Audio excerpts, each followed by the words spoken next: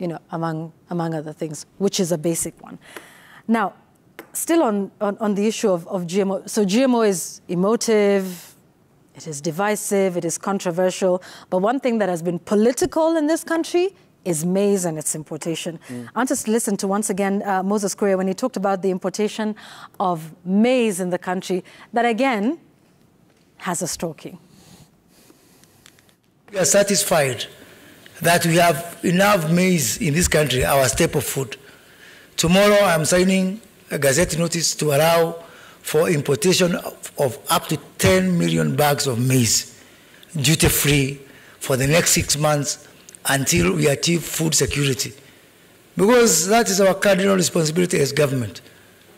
I know this may offend some people, both from a GMO and from importation, but I will do this, and we'll do this as government. Even if it's not, we lose some votes here and there, but at least we'll see the kingdom of heaven.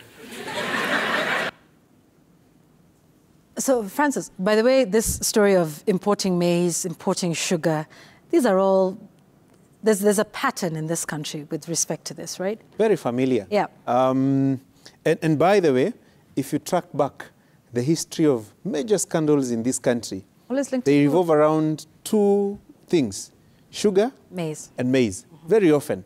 So no surprise even now that we have a discussion about importation of maize. And surprise, surprise, the moment that gazette notice is published, count the number of days it will take for ships to dock in Mombasa with millions of bags of maize. The same way, you remember the other time about sugar, when that gazette notice was published, hey, we had sugar almost immediately because it's a big money business, and that big money business is owned by, or is dominated by, a small group of people, and they're also very heavy financiers of our politics. So they know how to make money and to recoup their money back. So no surprise when we have this kind of discussion. And it's also important to trace back and see it is often quite close to or shortly after an election. Yeah. So there are patterns over the period of time. Right. And you see, to understand today, you must also look back and see what happened yesterday, and that combination will help you to look at tomorrow. So if we look at yesterday and the patterns of importation of maize and sugar, it should inform the current discussion, why we have it, and where we are moving in the future. I saw members of parliament from Rift Valley and from Western complain about the timing, and I think it is important to listen to them so that we can also make some political sense of what they were saying insofar as that importation of maize is concerned. Government to freeze the importation of maize into the country until April 2023, when we have a clear deficit on how many bags to import into the country. Tulizunguka tukitafuta kura tukisema maneno ya guaranteed minimum returns, na vile kilimo ya miwa iliuawa kwa njia hii, na tumeona wale makateli pia wameanza kujipanga kuleta mahindi ambayo ni gushi, na kilimo ya mahindi Kenya itakufa. If we continue this, we will impeach him. We will collect signatures from tomorrow. If it doesn't change, he will be the first cabinet minister under this administration to go home. Anaona tu mahindi, lakini ana maisha ya yule mkulima. Pale ndipo anapolipa school fees kwake, hapo ndipo huyo mkulima ananunua dawa na matumizi mengine ya kila siku. We are dealing with a dishonest government, and we are asking farmers of North Rift and Western Province to say no. As farmers of sugarcane, we lost that war. Now they want to finish us completely. They have targeted another cash crop that we the Mlembe people produce, and that is maize. Now the traders are coming for maize farmers, and I want to assure them that this time around they shall not succeed, because we shall stand with the farmers. This is a matter that has no political affiliation. Yeah, absolutely. So these leaders are representing a certain constituency. And it is also important at this point to point out that the functions of a parliamentarian are three: representation, oversight, legislation. Representation, by more often than not, is saying what your people are saying. If you don't, they are likely to say you're not the right person to represent them. To speak for them. To speak for them. Right. Because all people from Rift Valley and Western who grow maize cannot fit in parliament. They have to speak through their elected representatives, or even those nominated and are from their regions. And even when they don't come from, they don't represent that region politically by jurisdiction and where they are elected, there's always a tendency to fall back to your roots. Haven't you seen even Nairobi parliamentarians who are from the Mount Kenya region, when need be, they will go back that direction. Yeah. Even now, when need be, you see now the senator of Nairobi siding with parliamentarians from Western Kenya, because this is a heavily emotive political issue. Number one, there are farmers who are constituents of these parliamentarians who are harvesting, who are harvesting maize now. And as their there's talk of importation. Absolutely. And their biggest fear now is pricing. Yes. The cost of production. Right. I even heard the member of parliament for Kwanza constituency, Ferdinand Wanyonyi, say in parliament that in his store he has 500 bags of maize that he has kept there and he's waiting for the right price. Yes. So who gives the right price? Of course, it is the government. At one point it will say the government will purchase this maize at this price. So when you bring in maize, obviously it will distort in a certain way the pricing. And remember, it's remember the cost of production out there, and the question of also being duty-free means that the price will be way lower than the cost of purchasing the same bag of maize in Kitale or in Bungoma. So this will be quite a heavy political discussion. Yeah, because our costs of production are fairly high. Quite high. You know, with the drought. And I know the government has, you know, made attempts at subsidizing the cost of fertilizer, for instance, to bring down the cost of production. But that is something that is yet to be felt. Because remember, the farmers are now planting with the subsidized fertilizer. But what they're harvesting now was from with the expensive fertilizer. And just, you know, there's the CS Moses Kuria said, well, it's not government that's importing the maize, it's private sector.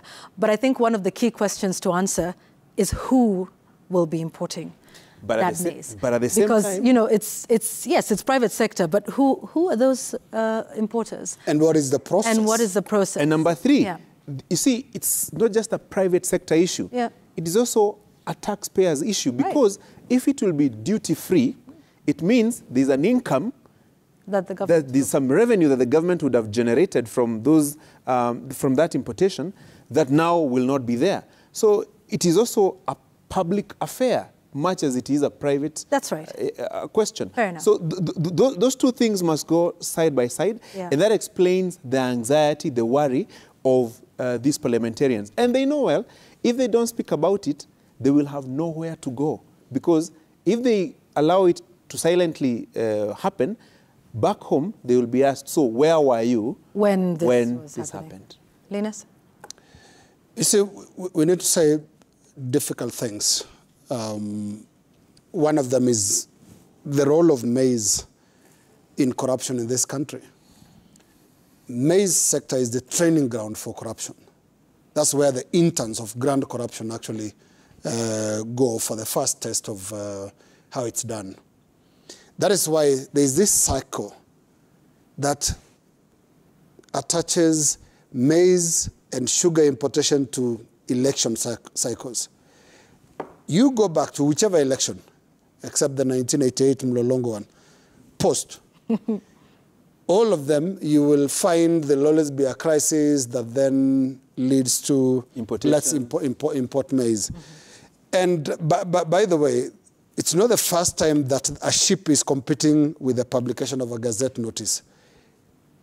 Ships have always beaten those Gazette notices, even before, because there's a game plan that is there even before the election is conducted, that, you know, this is how we're going to do it.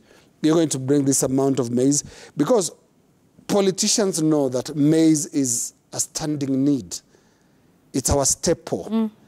We can't operate one bag less in this country because there'll be a crisis. We think, and we have been accustomed to maize as our food. Where you come from, Yvonne, That is food. Everything else is secondary. Everything else is a snack. Yeah. So it's a space that has created millionaires and billionaires.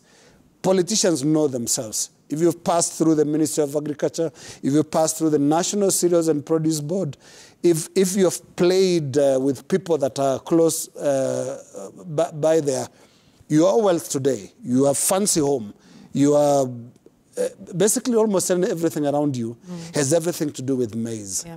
That is a sad story about the maize sector. That is why in Kenya now, the antennas are high. Even if you're importing it to actually address a legitimate need, like hunger, like a deficit in local production, there'll always be that questioning eye that says how and who. Yeah.